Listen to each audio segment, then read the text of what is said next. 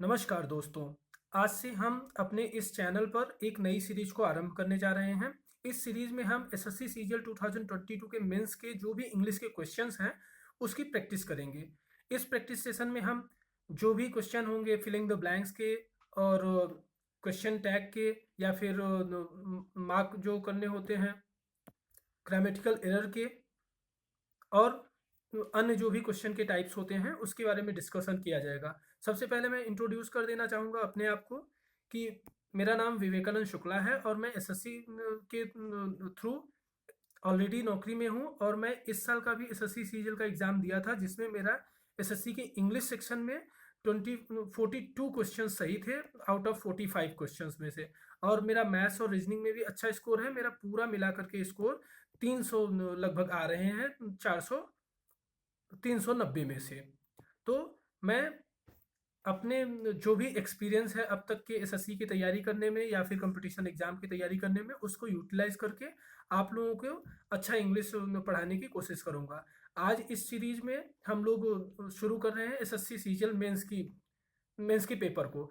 आगे आने वाली भी वीडियो होंगी जो कि कंटिन्यू होंगी और उसमें 4 मार्च के, 6 मार्च के और 7 मार्च के इंग्लिश सेक्शन को कवर किया जाएगा। आज हम लोग जो करने जा रहे हैं वो 3 मार्च का पेपर है। तो दोस्तों मैं उम्मीद करता हूँ कि आप लोगों को ये इंग्लिश की क्लास अच्छी लगेगी। तो शुरू करते हैं पहला क्वेश्चन। पहला क्वेश्चन जो कि है वो एक्टिव पैसिव वॉइस से है। एक्टिव पैसिव वॉइस में सबसे इजी तरीका होता है सॉल्व करने का, वो होता है हेल्पिंग वर्ब को देख करके। इसमें दो तरह के क्वेश्चंस होते हैं, या तो आपको एक्टिव में से पैसिव में बदलना होगा या फिर पैसिव में से एक्टिव में बदलना होगा। और इसमें दो तरह के कन्फ्यूजन्स हो सकते हैं। कभी कभी हम लोग एक्टिव वॉइस को पैसिव वॉइस में ना बदल के इनडायरेक्ट स्पीच में बदल देते हैं, या फिर पैसिव वॉइस को हम डायरेक्ट स्पीच में बदल देते हैं जबकि हमको उसको एक्टिव वॉइस में करना होता है। तो यहाँ का जो क्वेश्चन है वो है we can buy books online from Amazon. हम अमेजन से बुक्स को या किताबों को या फिर पुस्तकों को खरीद सकते हैं। तो यहाँ पे सबसे पहले सबसे सटीक तरीका होता है सॉल्व करने का। तो हमको देखना है कैन। कैन क्या होता है? कैन होता है मॉडल। तो मॉडल को जब भी पैसिव वॉइस में बदला जाता है तो उसको कैन बी के साथ में आता है। तो मैं आपको दिखाऊंगा। पहला जो ऑप्शन है उसमें वर्ब दिया है, तो वर दिया है, तो वर तो किसी भी तरीके से नहीं हो सकता, तो ये ऑप्शन गलत हो जाएगा। दूसरे में आर दिया है, तो आर भी किसी भी तरीके से नहीं हो सकता, ये भी गलत हो जाएगा। तो और कुड क्या होता है? कुड इसलिए नहीं हो सकता है क्योंकि ये इनडायरेक्ट स्पीच में होता है। तो मैं आपको बताऊं, जो मैं बताया था किस तरीके से एग्जामिनर कंफ्यूज भी करने की कोशिश कर सकता है और किस तरीके से हमको कंफ्यूजन होता है। तो इसलिए यहाँ पे कुड भी नहीं हो सकता, तो यहाँ पे हो क्या सकता है? कैन भी। जब भी कोई भी मॉडल आता है जैसे कि शुड आएगा, शुड आ गया, या फिर मे आ गया, या फिर माइट आ गया, या फिर ऐसे जो भी मॉडल हैं, या वुड आ गया, वुड, ये जितने भी मॉडल हैं एक्टिव वॉइस में अगर ये मॉडल्स आएंगे तो आपको पैसिव वॉइस में इनको बी के साथ में ही जोड़ना पड़ेगा। यानी शुड को शुड बी में, मैं यहां लिख देता हूं, शुड को शुड बी में, शुड बी, और कुड को कुड बी में। तो इस तरीके से होगा, इसलिए यहां पर कैन बी आंसर होगा। ओके, हम लोग आगे चलते हैं फिर दूसरे क्वेश्चन पर। दूसरा क्वेश्चन है वन वर्ड सब्स्टिट्यूशन का। तो वन वर्ड सब्स्टिट्यूशन में तो आप लोगों को यहाँ पर भी दिया है a person who admire himself, a person who admire himself और herself too much specially their appearances. जो अपने अपीयरेंसेस को लेकर के बहुत ज़्यादा खुश होता है या फिर अपने अपीयरेंसेस को लेकर बहुत ज़्यादा बर्स्टिंग करता है, उसको हम लोग नार्सिस्ट बोलते हैं। इसीलिए कभी कभी निगेटिविटी में आप लोग न्यूज़पेपर पढ़ते होंगे तो उसमें नार्सिस्ट बोला जाता है, now people are becoming narcissist. मैं आपको एक उदाहरण देना चाहूँगा, अगर उदाहरण हो सकता है गलत भी हो लेकिन ये समझने के लिए हम लोग देख सकते हैं। कभी भी आप देखेंगे इंडिया की जो रूलिंग पार्टी है उसको क्रिटिसाइज करने के लिए जो अपोजिशन की पार्टी है नरेंद्र मोदी को नासिस्ट बोलती है। क्यों? क्योंकि नरेंद्र मोदी को ये लेकर के उनको अपने कपड़ों के लेके बहुत पड़ी रहती है, अपने इमेज को लेके बहुत ज़्यादा पड़ी रहती है, या फिर अपना जो इमेज है उसको बचाने की बहुत ज़्यादा पड़ी रहती है। तो जिनको अपने इमेज, और ये उदाहरण कहाँ से आता है, नासिस्ट इटली से आता है, वहाँ पे नाजिज्म की एक सरकार थी, तो उसको बोलते हैं नासिस्ट, जो अपने को लेके बहुत ही ज़्यादा लव करता हो, बहुत ज़्यादा मतलब कि अपने ही बारे में सोचता हो। यहाँ पे ईगोइस्ट दिया, ईगोइस्ट का भी मतलब होता है अपने बारे में, तो अपने बारे में जो मतलब कि सोचे, अपने हित के बारे में सोचे, यहाँ पे हित है। तो यहाँ पे एग्जामिनर आपको कंफ्यूज करने की कोशिश करता है नार्सिसिस्ट, ईगोइस्ट का। और सेल्फिश क्या होता है? जो अपने काम के लिए किसी का नुकसान भी करा दे तो भी कोई दिक्कत नहीं। सेल्फिश थोड़ा छोटा वर्ड होता है। और डायरेक्टर क्या होता है? निदेशक होता है। निदेशक मतलब किसी संस्था में डायरेक्टर होते हैं, इस तरीके से। तो ये एसएससी सीजीएल का एग्जाम है, तो आपको थोड़ा कंफ्यूजिंग वर्ड 3 यहाँ पे हैं, ईगोइस्ट, सेल्फिश, नार्सिसिस्ट। लेकिन आपको चीज़ों की समझ होनी चाहिए अच्छे से क्वेश्चन को मार्क करने के लिए। तो इसलिए यहाँ पर नार्सिसिस्ट इसलिए होगा क्योंकि जो हिमसेल्फ को अप्रिशिएट करता है और वो बहुत ज़्यादा करता है। ईगोइस्ट जो होता है वो भी ज़्यादा करता है, लेकिन वो उतना ज़्यादा नहीं करता है। सेल्फिश तो थोड़े छोटे टर्म में लोग बोलते हैं कि मेरा दोस्त बहुत सेल्फिश है, मतलब वो अपने लिए काम करता है बहुत ज़्यादा। तो इस तरीके से यहाँ पे नार्सिसिस्ट ही उत्तर होगा। 3 नंबर उत्तर सही होगा। और हम अपने पढ़ाई में इंग्लिश की जो भी क्लासेस आती रहेंगी, हम सारे ऑप्शन को भी डिस्कस करते रहेंगे। ऑप्शन को भी डिस्कस करेंगे और साथ में जो भी क्वेश्चंस में भी वर्ड अगर कुछ इंपॉर्टेंट मिल जाते हैं तो उसको भी डिस्कस कर सकेंगे, जिससे कि आप लोगों की लर्निंग हो वो होलिस्टिक तौर पे हो सके। जैसे आप ये क्वेश्चन ही पूरा अगर देखें तो ये क्वेश्चन तो एक था, बस हमने इसमें 4 वर्ड की मीनिंग्स को समझा है। तो आगे चलते हैं थर्ड क्वेश्चन पे। थर्ड क्वेश्चन है,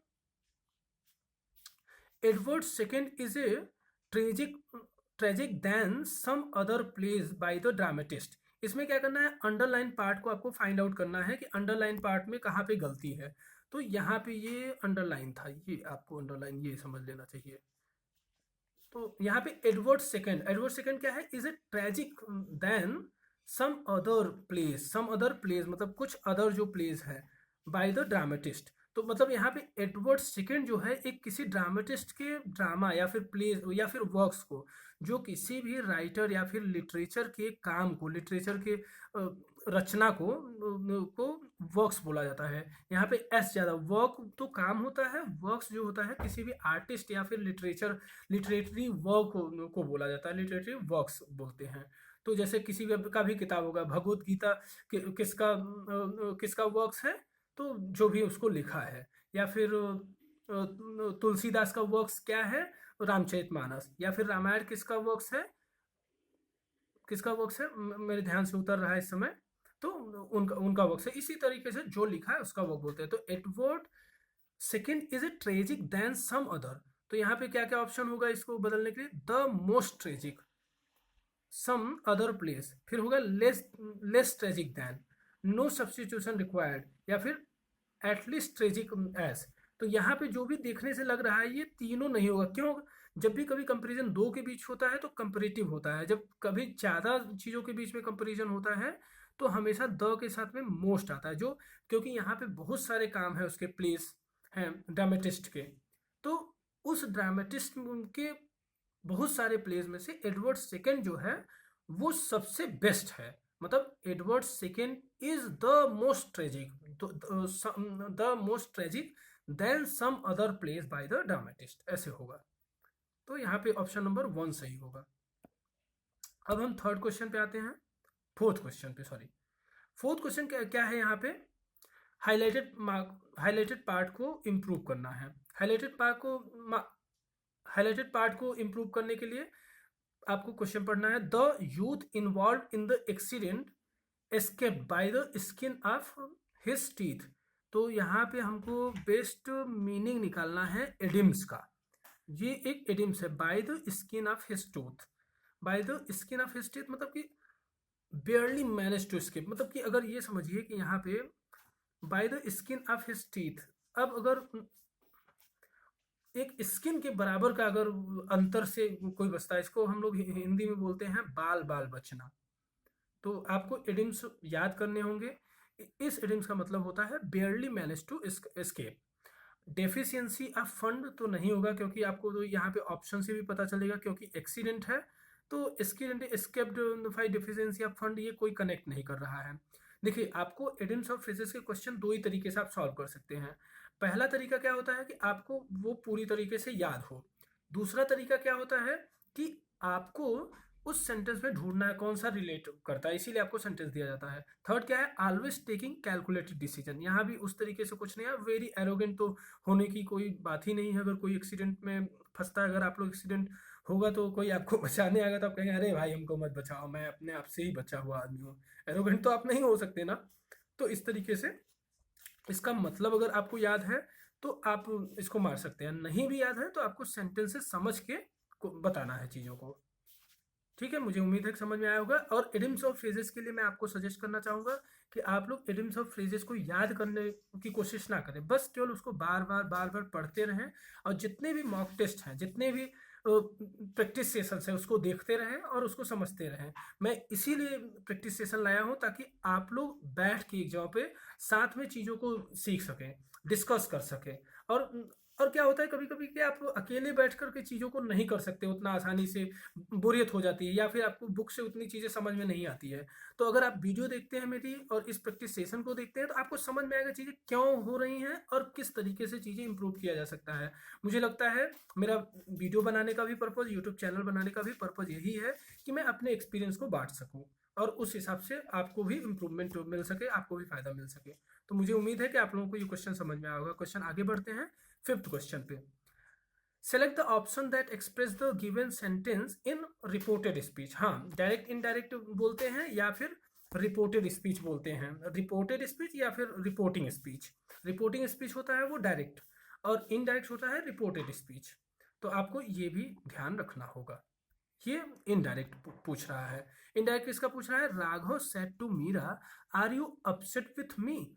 तो मैंने आपको बताया था डायरेक्ट इनडायरेक्ट सॉल्व करने का और एक्टिव पैसिव सॉल्व करने का सबसे पहला तरीका होता है कि आप इसको देखिए, हेल्पिंग वर्ब को। तो हेल्पिंग वर्ब क्या होता है, कभी भी प्रेजेंट टेंस का जो भी सेंटेंस होता है वो पास्ट में बदल जाता है। प्रेजेंट टेंस पास्ट टेंस में बदल जाता है। Present indefinite tense past indefinite में बदल जाता है।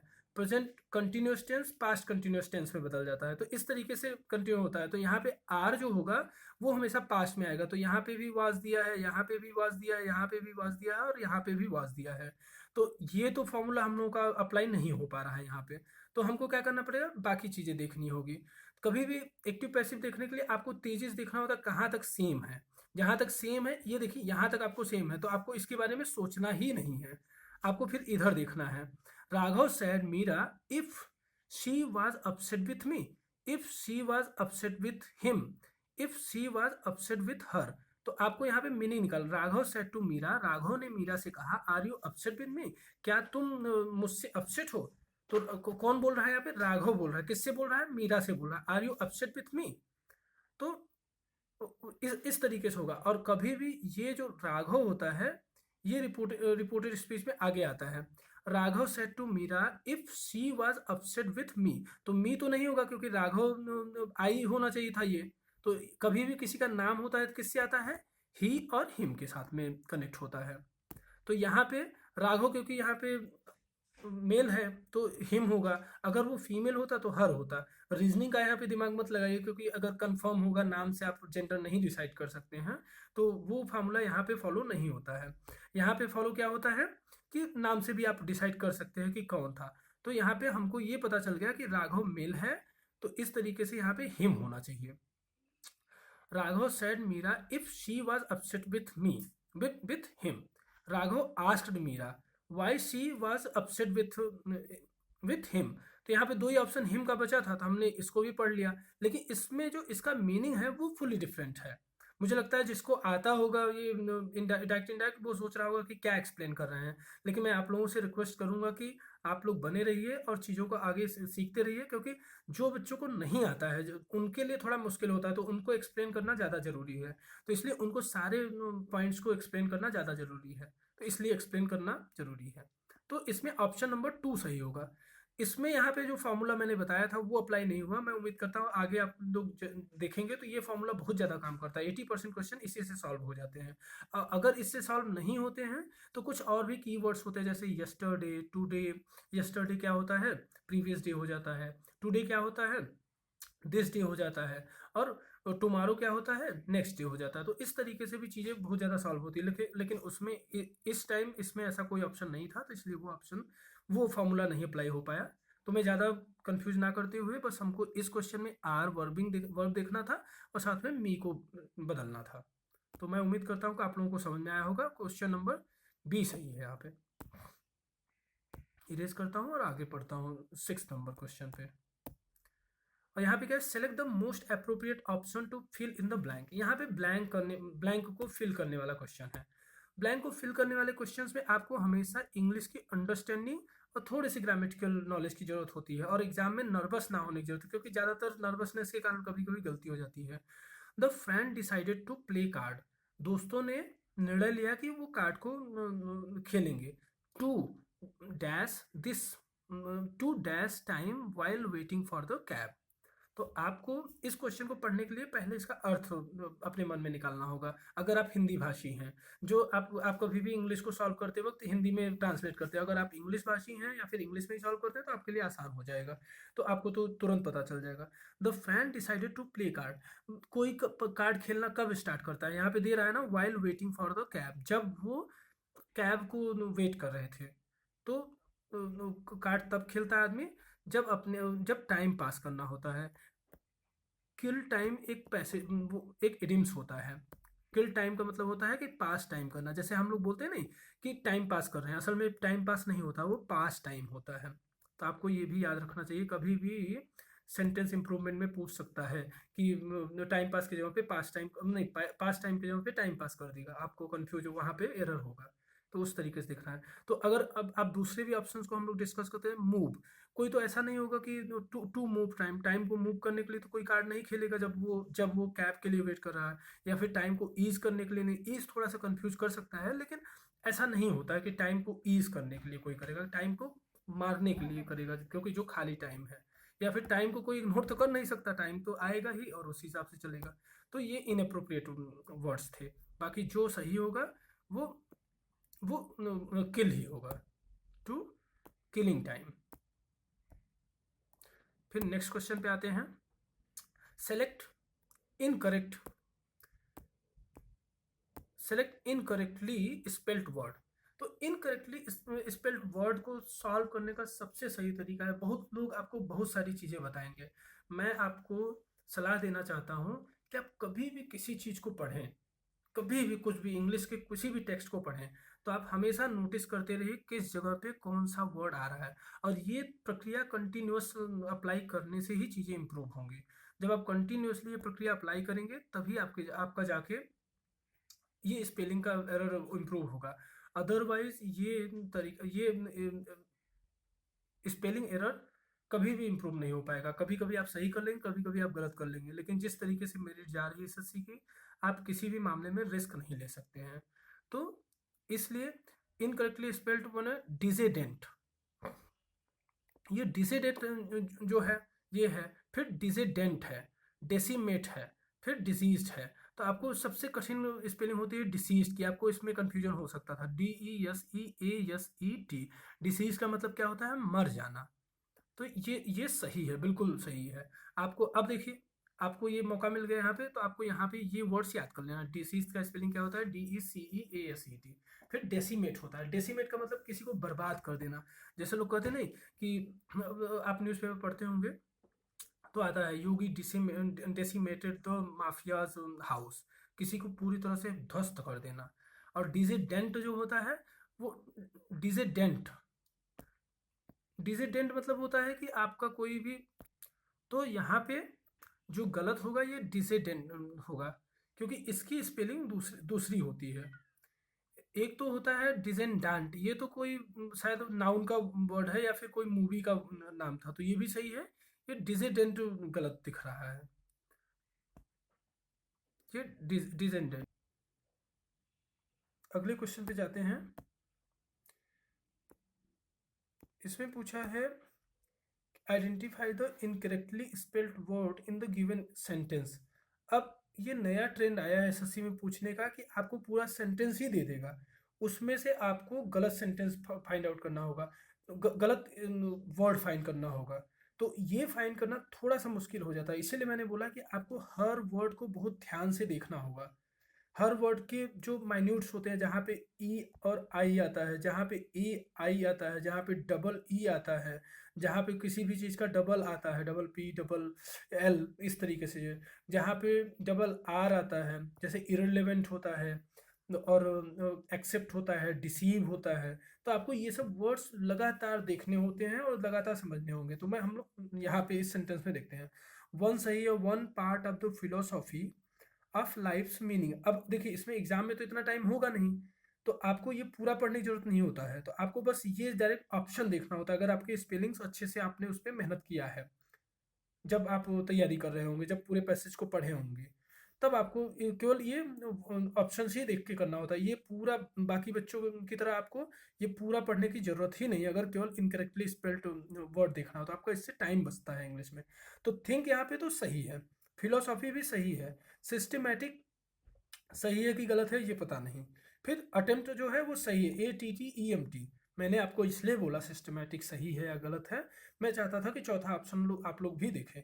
अब देखिए यहाँ पे आपको अगली बार अगर स्पेलिंग आपको सही करना है तो आपको यहाँ पे डबल टी आया है, ये आपको ध्यान देखना होगा, ATTEMPT, आपको हमेशा अटेम्प्ट याद हो जाना चाहिए, ATTEMPT।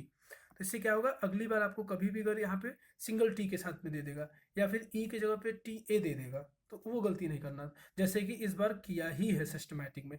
सिस्टमैटिक में SYSTEMATIC होता है, सिस्टमैटिक MATIC होता है। तो मैं उम्मीद करता हूँ ये यही इनकरेक्ट है। ओके, तो मुझे उम्मीद है कि आप लोगों को ये क्वेश्चन समझ में आया होगा। नेक्स्ट क्वेश्चन पे मूव करते हैं। Select the option because one word यहाँ पे हमको देखना है, तो आपको वन वर्ड देखने के लिए ये पूरा है, given group of the word wilful destruction. Sorry, मुझे लगता है ये थोड़ा सा इधर से इधर होना चाहिए था कि आपको वन वर्ड सब्स्टिट्यूशन निकालना है किस चीज़ का, वेलफुल डिस्ट्रक्शन। वेलफुल डिस्ट्रक्शन मतलब कि बहुत ज़्यादा मतलब कि डिस्ट्रक्शन होता है, तो डिजास्टर, कंबस्टन, सबोटाज, कैलामिटी। मुझे लगता है ये क्वेश्चन में कुछ गड़बड़ी हो गया है, हम लोगों ने क्वेश्चन को टाइप करने में टाइपिस्ट से गलती हो गया, तो मैं इस क्वेश्चन को बाद में डिस्कस करता हूँ, क्योंकि ये ऊपर नीचे हो गया ना, substitute for the given group of the word. ये वेलफुल डिस्ट्रक्शन के आगे भी कोई सेंटेंस आना चाहिए, वो सेंटेंस है नहीं इसमें, तो हम देख के फिर से इम्प्रूव करके चेक करके फिर आपको बताएंगे अगले सेशन में। नेक्स्ट क्वेश्चन है, इसमें क्या फाइंड आउट करना है, सिनोनिम्स फाइंड आउट करना है। सिनोनिम्स किस चीज का फाइंड आउट करना है, अंडरलाइन पार्ट का। अंडरलाइन पार्ट क्या है, वेग। तो आपको अगर पता होगा वेग तो आपको पूरा सेंटेंस पढ़ने की जरूरत ही नहीं पड़ेगी। क्या पूछता आपको कभी भी इंग्लिश को जल्दी से करने के लिए, पहले आप तो सिनोनिम्स देखेंगे या फिर सिमिलर वर्ड देखेंगे और फिर उसके बाद डायरेक्ट अंडरलाइन वर्ड देखेंगे। अगर आपको नहीं आता है वेग या फिर इसकी मीनिंग नहीं आती, तब आपको पूरा सेंटेंस पढ़ना होगा, सेंटेंस के हिसाब से जवाब देना होगा। और एक एक टाइम और आपको करना होगा, जब यहाँ पे भी सेम तरह के सेंटेंसेस दिए होंगे, सेम तरह के वर्ड्स दिए होंगे, तब भी आपको पढ़ना होगा, और जैसा सेंटेंस के हिसाब से ठीक बैठेगा उस हिसाब से ही आपको क्वेश्चन में आंसर देना होगा। समझ गए? तो इसलिए आपको पहले तो ये देखना है, वैग। वैग का मतलब होता है अपारदर्शी या फिर पूरी तरह से धुंधला कह सकते हैं। तो यहाँ पे क्या क्या है, डिमांड है, डिमांड का मतलब है आस्क करना, किसी चीज़ की मांग करना। ऑब्सक्यूरिटी का मतलब क्या होता है, थोड़ा सा मतलब कि कमी होता है। फैशन का मतलब क्या होता है, फैशन का मतलब कि होता है जो प्रचलन में हो। स्टैंडर्ड का मतलब क्या होता है, स्टैंडर्ड हो, जो मतलब कि थोड़ा हाई डिमांड का। तो ऑब्सक्योरिटी होता है, ऑब्सक्योर मतलब कमी भी होता है, साथ में थोड़ा सा धुंधला दिखना भी होता है, या फिर ऐसी चीज़ की मतलब उतना स्पष्ट ना हो। तो इसलिए वेग का मतलब होगा, वॉक का मतलब होगा ऑब्सक्योर, ऑब्सक्योरिटी। नेक्स्ट क्वेश्चन पे आते हैं। नेक्स्ट क्वेश्चन पे क्या करना है आपको, सेंटेंस को, सेंटेंस एरर को फाइंड आउट करना है। इसको हम लोग नो एरर के नाम से जानते हैं। He lived close to the train station yet travelled by bus. अब देखिए यहाँ पे कैसा सेंटेंस है, he lived close to the train station yet travelled by bus. तो यहाँ पे जो क्वेश्चन में एरर है वो ये है, ही लीव्स। यहाँ पे प्रेजेंट इंडेफिनिट, यहाँ पे ये क्वेश्चन पढ़ने के बाद he lives close to the train station yet travelled by bus, मतलब वो फिर भी बस से ट्रेवल करता है जबकि वो स्टेशन के पास में ही रहता है। तो यहाँ पे जो है ये लीव की जगह पे लीव्स होगा। लीव्स कभी भी ऐसी चीज़ों को डिनोट करने के लिए या ऐसी चीज़ों को एक्सप्रेस करने के लिए वर्ड यूज किया जाता है प्रेजेंट इंडेफिनिट टेंस जब वो चीज़ें परमानेंट होती हों। तो यहाँ पे कहने का मतलब वो स्टेशन के पास में ही रहता है फिर भी वो बस से आया, समझ रहे हैं। तो यहाँ पे जो गलती होगी ही लिव्स क्लोज टू वाले पार्ट में होगी, तो वो कौन सा पार्ट में है, बी में है। कभी भी किसी भी सेंटेंस में कभी इम्प्रूवमेंट वाले क्वेश्चंस में फाइंड आउट करने के लिए आपको या तो कभी पूरे सेंटेंस का अर्थ निकाल के ही पता चलता है या फिर आपको कुछ ग्रामेटिकल प्रॉब्लम होती है, तो आप धीरे धीरे प्रैक्टिस करते रहेंगे और आगे चल के देखते रहेंगे। देखते देखते पूरा ग्रामर पढ़ने से नहीं आ पाता है, ग्रामर भी आप पढ़िए साथ में प्रैक्टिस करते रहिए तो आपका माइंड खुलता जाता है कहाँ पे गलती फाइंड आउट करना है और कैसे गलती फाइंड आउट करना है। अदरवाइज ऐसे क्वेश्चन में गलती फाइंड आउट करना ही बड़ा मुश्किल काम हो जाता है। नेक्स्ट क्वेश्चन पे आते हैं। नेक्स्ट क्वेश्चन में क्या करना है, एक्टिव वॉइस में बदलना है। मैंने बोला था ना आपको कभी कभी पैसिव वॉइस में दे देगा और आपको एक्टिव में बदलना होगा, या फिर कभी कभी पैसिव में दे देगा आपको एक्टिव में बदलना होगा। यहाँ पे गिवन सेंटेंस जो है वो एक्टिव वॉइस में दिया हुआ है, आपको पैसिव वॉइस में बदलना है। The task has been completed, जो कार्य है वो कंप्लीट हो चुका है। तो ऐसे जो सेंटेंस होते हैं कभी कभी जो वेक टाइप के होते हैं वो कुछ अपने साथ में हेल्पिंग वर्ब टाइप का हेल्पिंग वर्ब या फिर ऐसा मतलब कि टास्क किसी न किसी के द्वारा तो पूरा हुआ होगा, तो आपको इसलिए यहाँ पे ये देखना होगा समवन सभी में है तो समवन कंप्लीट है। अब मैंने आपको बोला था जब भी कोई भी हेल्पिंग वर्ब सबसे पहले आपको देखना है, तो हैज बीन है तो हैज बीन जो होता है वो हैज बीन ही रह जाता है, तो विल तो होगा नहीं, हैज भी नहीं होगा, या फिर completes the task, someone has completed the task. Sorry यहाँ पे जो दिया है आपका एक्टिव वॉइस में बदलना है, पैसिव वॉइस में ऑलरेडी ये दिया है। तो ये जब भी आप देखिए एक्टिव वॉइस में तो आपका बीन तो आता नहीं है, तो हैज बीन, तो जब भी सेंटेंस देखना है ये बीन हट जाएगा, क्योंकि कभी भी जब हैज आता है तो हैज बीन हो जाता है एक्टिव पैसिव वॉइस में। तो इसमें बीन है तो ये होगा नहीं, विल भी होगा तो ये भी नहीं होगा, और कंप्लीट्स में होता है ये भी नहीं होगा, तो हैज हो जाएगा। ऑप्शन नंबर 3 सही हो जाएगा। कभी भी एक्टिव पैसिव वॉइस को यही ध्यान देना होता है कि एक्टिव को पैसिव में बदलना है या फिर पैसिव को एक्टिव में बदलना है। अगर मेरी जैसी गलती आप करते तो आप ये मार्क कर देते, लेकिन वो देखना पड़ता है, इसलिए यहाँ पे पैसिव में ऑलरेडी दिया है तो हैज बीन है, तो फिर उसको एक्टिव में बदलना है तो हैज होगा, someone has completed the task. Option number 3 सही होगा। नेक्स्ट क्वेश्चन पे चलते हैं। नेक्स्ट क्वेश्चन में क्या करना है, फिल इन द ब्लैंक्स करना है। The good leader should be ready to dash criticism. The good leader should be ready, अच्छे नेताओं को रेडी होना चाहिए किस चीज के लिए, क्रिटिसिज्म के लिए। अब यहाँ पे क्या होगा, एडजेक्टिव हमको फाइंड आउट करना है किस तरीके के क्रिटिसिज्म को, सेटल क्रिटिसिज्म को, कैरी करने के लिए या फिर मीट करने के लिए या फिर फेस करने के लिए। तो a good leader should be ready to face, मैंने शायद फेस बोल ही दिया है, तो फेस होता है मतलब कि एक अच्छे लीडर को रेडी रहना चाहिए क्रिटिसिज्म को का सामना करने के लिए।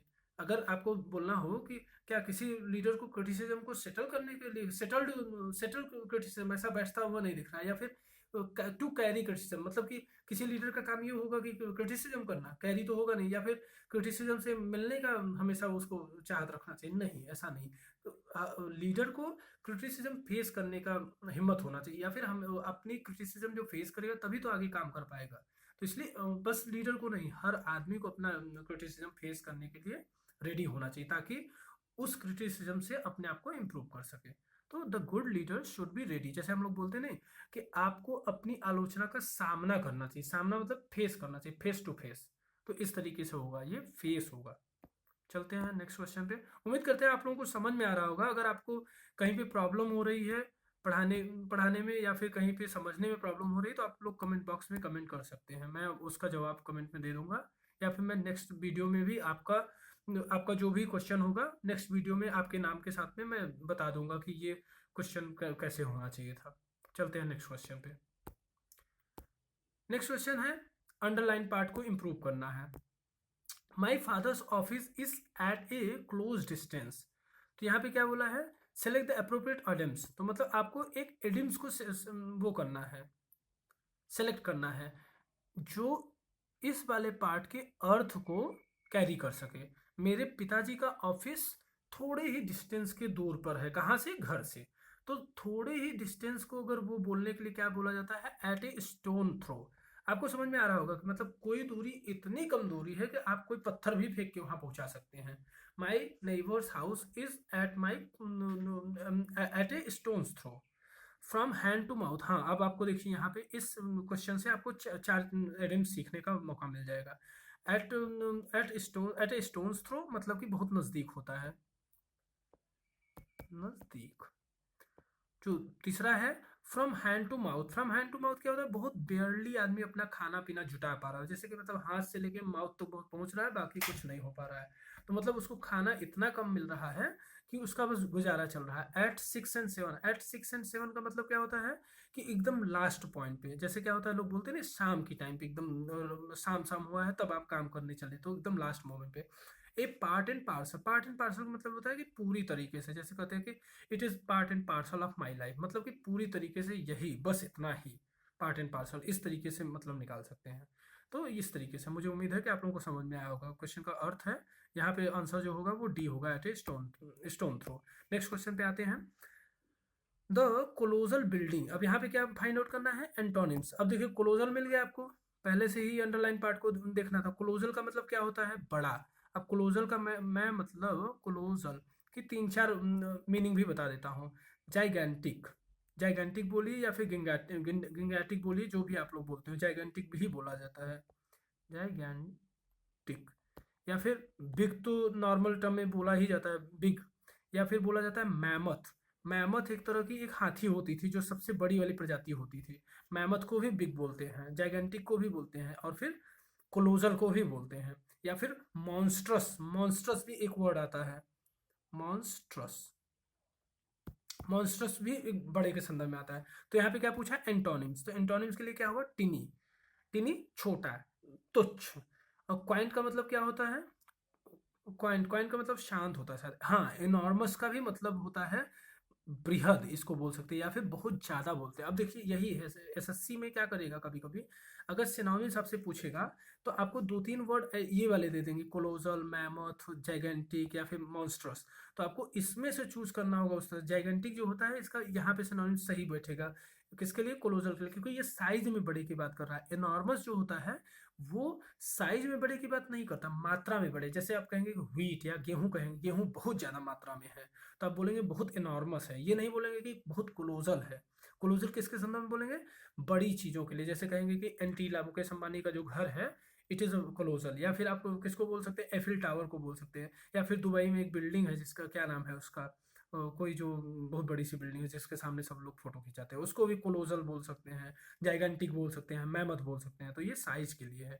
तो देखिए आप लोगों को वर्ड, एक वर्ड के साथ में 4 वर्ड 5 वर्ड भी सीखने का मौका मिला, साथ में इन वर्ड्स के डिफरेंट को भी सीखने का मौका मिला, और साथ में उसके अपोजिट को भी सीखने। इसीलिए मैं बोलता हूँ कि आप लोगों को जो प्रैक्टिस सेशन करने की ज़्यादा जरूरत होती है। प्रैक्टिस सेशन करेंगे तो साथ में आप ये सब चीज़ें भी सीखेंगे, अलग अलग वर्ड भी सीखेंगे, साथ में बातचीत करने का माहौल भी रहेगा, और आपको डिफरेंट वेराइटी में जो गलतियां हो जाती हैं एग्जाम में वो भी नहीं होगा। अगर आप सुने रहेंगे तो वो वहाँ पे चीज़ें रिकॉल होती हैं, और अकेले बैठ के पढ़ने में बुक में तो वो क्या होता है कि आप उतना ही बस इतना चीज़ें सीखें, और वो भी केवल टीनी सीखेंगे, सीखेंगे नहीं तो वो भी नहीं सीखेंगे, और बाकी आगे आप करते नहीं। इसलिए मैं सलाह दूंगा आप लोगों को कि प्रैक्टिस सेशन आप लोग शुरू में ग्रामर पढ़ लीजिए अपने मन से, या फिर मैं ग्रामर भी आगे पढ़ाने की कोशिश करूंगा जब मैं ठीक से चीज़ों को करना सीख जाऊंगा। और उसके पहले आप ग्रामर थोड़ा पढ़ के अपने वर्ड्स को रिवाइज कर चलिए। मैं पूरी स्ट्रेटजी ही बना के आप लोगों को डाल दूंगा कि कैसे आप लोग इंग्लिश को इम्प्रूव कर सकते हैं, अगर आप लोग चाहेंगे तो। अगर आपको इंग्लिश की पूरी स्ट्रेटजी आपको चाहिए कि आप कैसे 25 में से अगर 8 या 9 क्वेश्चन ही सही कर पा रहे हैं, कैसे 25 में से 25 स्कोर कर पाएँ, या 25 में से 22 स्कोर 23 स्कोर कर पाएँ, उसकी स्ट्रेटजी अगर आपको चाहिए तो आप कमेंट बॉक्स में लिखिएगा, मैं आपको पूरी स्ट्रेटजी बना के दे दूंगा कुछ दिन में। चलते हैं आगे क्वेश्चन पे। इसमें क्या है, फाइंड आउट करना है एरर्स को। My father give up smoking when I was 12 years old.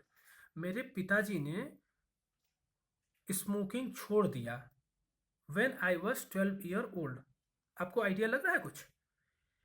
पिताजी ने स्मोकिंग छोड़ दिया, कब छोड़ दिया? जब वो 12 ईयर ओल्ड था। तो ये तो कभी भी प्रेजेंट इंडेफिनिट में टेंस नहीं हो सकता। खुल रहा है कुछ माइंड? हाँ, तो ये गिव्स अप नहीं होगा, गिव्ड अप होगा। तो ये पास्ट इंडेफिनिट, पास्ट में होगा। My father gived up smoking when I was 12 year old. तो कहाँ पे गलती होगा? बी नंबर पे। ऐसे आप सीखते रहिए और आपका इम्प्रूव होता रहेगा। आज का टारगेट हम लोग 20 क्वेश्चन तक करेंगे, फिर उसके बाद हम लोग अगले अगले नेक्स्ट क्लास में करेंगे। मुझे पता है कि क्लास थोड़ी लंबी हो रही है, बट मैं उम्मीद करता हूँ कि आप लोग थोड़ा थोड़ा देर और वेट करेंगे। नेक्स्ट क्वेश्चन है, the house they bought was dash spacious. ऐसे कभी भी आप पढ़िए इन सब क्वेश्चंस को तो जरूर डैश बोल के करिए, तो आपके माइंड में ब्लैंक बनेगा। The house they bought was dash spacious than their previous house. क्या था?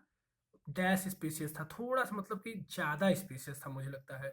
The house they bought was, कोई भी अपना नया घर खरीदेगा तो ज़्यादा स्पेस करने के लिए, but was more spacious than their previous. और यहाँ पे देन आया है तो कंपेरेटिव वर्ड भी आएगा, तो ये मोर आएगा। मैंने आपको पिछले भी क्वेश्चन में बताया था, क्योंकि यहाँ पे दो हाउस के बारे में बात हो रही है। ये प्रीवियस वाला प्रीवियस हाउस है, और ये वाला जो है ये न्यू हाउस है। तो ये दो हो गया ना, ये एक हो गया, ये दो हो गया। इसके बीच में जब कंपेरिजन होगा तो कंपेरेटिव होगा, तो मोर होगा। अगर यही इनके पास पहले से ही बहुत सारा घर होता, उन घरों में से ये सबसे ज्यादा, तो क्या बोलते हैं इसको? मोस्ट स्पेसियस इसको बोलते हैं। ठीक है, दो में कंपेरिजन होगा तो कंपेरेटिव होगा, मोर होगा। अगर यही कि अगर ऐसा होता, the house they bought was most spacious than their previous houses, यहाँ पे हाउस नहीं हाउसेस हो जाता। ठीक है, तो यहाँ पे हाउस है कि मतलब दो ही में कंपेरिजन हो रहा है तो मोर होगा। तो मुझे उम्मीद है कि आप लोगों को समझ में आया होगा। नेक्स्ट क्वेश्चन चलते हैं। नेक्स्ट क्वेश्चन क्या आया है? डायरेक्ट इनडायरेक्ट को के बारे में है। Select the option that express the given sentence in reported speech. Reported speech का मतलब क्या होता है? इनडायरेक्ट में बदलना है। Shikha said the heavy rain this week has. अभी देखिए हैज मिल गया ना, हैज डायरेक्ट और इनडायरेक्ट में क्या हो जाता है? हैड। तो आपको क्या फाइंड आउट करना है? हैड।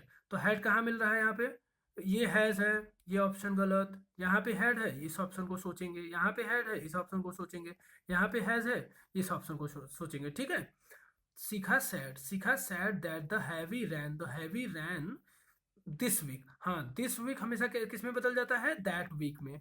ठीक है, दिस वीक दैट वीक में। अब हमको देखना है दैट वीक में। दैट वीक है, दैट वीक है, दिस वीक है, तो ये ऑप्शन गलत हो गया। इसका जो विस्तृत रूल है एक्टिव वॉइस पैसिव वॉइस का या फिर डायरेक्ट इनडायरेक्ट का, मैं कभी बाद में पढ़ा दूंगा आपको। लेकिन अभी इसी फार्मूले से आपको धीरे धीरे आप प्रैक्टिस करेंगे, सीख जाएंगे। अभी जिनको नहीं समझ में आ रहा होगा इस फार्मूले से, उनको धीरे धीरे प्रैक्टिस करते करते ग्रामर पढ़ते पढ़ते आने लगेगा। तो देखिए हम लोगों ने दो ऑप्शन को एलिमिनेट कर दिया है। That week had spoiled all her travel plans, spoiled all my travels plan. Shikha said, तो यहाँ पे क्या है? All her. तो शिखा ने कहा, शिखा तो लड़की हो गई। शिखा सैड। अब देखिए यहाँ पे टोल्ड, यहाँ देखिए सैड किससे कह रहे? Told me.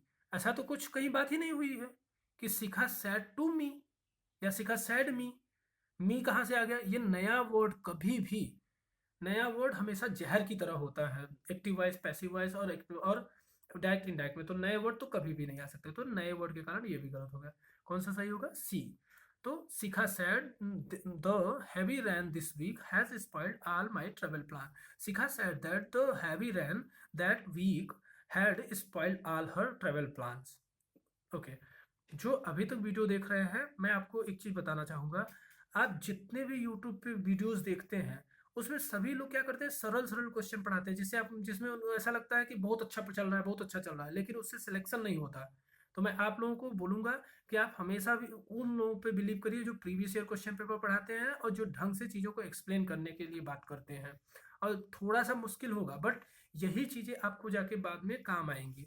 आपको ग्रामर खुद से पढ़ना है या फिर कोई पढ़ाए तो अच्छे से पढ़ना है। और साथ में प्रैक्टिस खूब करनी है जिससे कि आपको रम जाए। आप रीजनिंग देखिए पढ़ते होंगे, रीजनिंग तो आपको पढ़ तो लेते होंगे, लेकिन जब तक आप प्रैक्टिस नहीं करते होंगे तब तक वो स्कोर नहीं आ पाता होगा, जितना कि कट ऑफ आजकल 80 से 90% जा रहा है। तो आपको हमेशा चीज़ों को प्रैक्टिस करना है और सही से रिलेवेंट चीज़ों को प्रैक्टिस करना है। तो मैं उम्मीद करता हूँ कि आप लोगों को क्लास पसंद आ रही होगी, और ना केवल पसंद आ रही होगी बल्कि आपको ये रेलेवेंट भी लग रही होगी। आगे चलते हैं। ये समझ में आ गया होगा मुझे लगता है सबको। नहीं समझ में आया तो आप कमेंट में बोलिएगा, वैसे ऑप्शन इसका बी सही है। नेक्स्ट क्वेश्चन पे आते हैं। एंटोनिम्स फाइंड आउट करना है। एंटोनिम्स किस चीज़ का फाइंड आउट करना है? स्टर्न का। अब देखिए स्टर्न, पहले मैंने क्या बताया था आपको फॉर्मूला, सबसे पहले आपको स्टर्न की ही मीनिंग देखनी है। अगर आपको स्टर्न नहीं समझ में आता है तब आपको पूरा सेंटेंस पढ़ना है। पहला स्टेप वर्ड देखो, दूसरा स्टेप क्या करो, नहीं समझ में आया तो पूरा सेंटेंस देखो, तीसरा स्टेप आपको यहाँ पे ही ऑप्शन में अर्थ मिल जाएगा। ऑप्शन स्टर्न का मतलब क्या होता है? टाइट या फिर बहुत ज़्यादा कठोर। तो फ्लिपेंट, लेनियंट, नॉक्सियस, डेजोलेट। तो यहाँ पे क्या होगा? लेनियंट होगा। यहाँ पे कोई स्टर्न तो टाइट के संदर्भ में आ रहा है। The new principle of school is stern yet he understand the need of his subordinate. जो प्रिंसिपल नई वाली है वो बहुत ज़्यादा स्टर्न है, बहुत ज़्यादा ही कठोर है, बट वो अपने कलीग्स के या फिर सबऑर्डिनेट के समस्या को समझती है। तो स्टर्न का अपोजिट क्या हो जाएगा? लेनियंट है। जो नई वाली प्रिंसिपल है वो बहुत लेनियंट है। लेनियंट बोलते हैं ना, बहुत ज़्यादा उदार है। तो यहाँ पे फ्लिपेंट, नॉक्सियस और डेजोलेंट जैसी बातें नहीं होंगी। मैं यहाँ पे फ्लिपेंट, नॉक्सियस और डेजोलेंट का मुझे थोड़ा सा कन्फ्यूजन हो रहा है, इसलिए मैं एक्सप्लेन नहीं कर रहा हूँ। मैं गलत इन्फॉर्मेशन आपको नहीं दूंगा। गलत इन्फॉर्मेशन बहुत ज़्यादा कन्फ्यूजन करती है और आगे चल के आप लोगों के एग्जाम में वो करती है प्रॉब्लम। मुझे थोड़ा कन्फ्यूजन हो रहा है इन तीनों वर्ड में, इसलिए मैं नहीं बोलना चाहूँ। नॉक्सियस थोड़ा निगेटिव सेंस में आता है, डेजोलेंट भी थोड़ा घमंडी टाइप का शायद कुछ आता है, और फ्लिपेंट भी, फ्लिपेंट क्या होता है? लापरवाह आता है। लेकिन मैं आपको बताना नहीं चाहूँगा कि नहीं तो क्या होगा, गलत हो जाएगा तो दिक्कत होगा। आप लोग इसको गूगल से खुद सर्च करके मुझे कमेंट बॉक्स में बताइएगा कि इसका मतलब क्या होता है। आगे चलते हैं, ये आज का लास्ट क्वेश्चन है इस सेशन का। इसमें हमको फाइंड आउट करना है क्या? ब्लैंक में वो करना है, फिल इन द ब्लैंक करना है। Vishal is going to read the story. Vishal story को पढ़ने जा रहा है। कैसे पढ़ेगा? अब ये तो ऑप्शन में पता चले। Allowed, load, allowed, allow. Allow का मतलब क्या होता है? किसी को परमिशन करना। अलाउड का मतलब क्या होता है? उसमें पास्ट टेंस में है। लाउड का मतलब क्या होता है? लोड है। ये लाउड नहीं है, लोड है। जो स्पेलिंग एरर वाले प्रॉब्लम्स होते हैं उससे रिलेटेड ज़्यादा क्वेश्चन है, फिल इन द ब्लैंक से कम है। तो लोड का मतलब क्या होता है? किसी को भार दिया होना। अलाउड का मतलब होता है तेजी से पढ़ेगा। जो विशाल है वो स्टोरी को तेजी से पढ़ेगा। मुझे लगता है 20 क्वेश्चन बहुत होता है। वैसे भी क्लास नियर अबाउट 40 मिनट की हो गई है। मैं उम्मीद करता हूँ कि आप लोगों को आज की क्लास पसंद आई होगी। अगर आपको क्लास पसंद आ रही, थोड़ी टेक्निकल प्रॉब्लम मुझे अभी आ रही है क्योंकि अभी नया नया यूट्यूब चैनल खोला हूँ, तो उसके लिए मैं माफ़ी चाहूँगा। और मैं पढ़ाते पढ़ाते चीज़ों को थोड़ा सा और अच्छे से एक्सप्रेस करने में एबल होऊंगा। तब तक मैं आप लोगों का कोऑपरेशन चाहूँगा। अगर कहीं पर भी प्रॉब्लम हो तो आप लोग कमेंट बॉक्स में खुले मन से कमेंट करिए, मैं उसका जवाब दूंगा जब भी मुझे टाइम मिलता है। और मैं अगली क्लास में आप लोगों के नाम से ही जो भी प्रॉब्लम होंगे उसको वीडियो में जवाब दे दूंगा, अगर मैं कमेंट में जवाब नहीं दे पाऊंगा तो। मैं आप लोगों को फिर लास्ट में बताना चाहूँगा, मेरा नाम विवेकानंद शुक्ला है। मैं एसएससी में कई एग्ज़ाम में सेलेक्ट हो चुका हूँ। मैं कभी फिर से अपने बारे में बहुत अच्छे से बताऊँगा। इस बार का भी मैं एसएससी एग्ज़ाम अपना रैंक इम्प्रूवमेंट के लिए दिया था, क्योंकि मेरा जो ड्रीम जॉब है और ड्रीम लोकेशन है अभी तक नहीं मिल पाया है, तो उसको भी मैं पाने की कोशिश करूँगा आगे चल के। तो उम्मीद करता हूँ कि जैसा भी होगा वो भगवान भरोसे है। तो मैं उम्मीद करता हूँ कि आप लोगों को आज की क्लास पसंद आई होगी। अगर आपको पसंद आ रही, प्लीज़ मेरे चैनल को लाइक शेयर सब्सक्राइब करिए। अगर पॉसिबल हो तो जो भी प्रॉब्लम हो उस के बारे में कमेंट करिए प्लीज़। थैंक यू, बहुत बहुत धन्यवाद।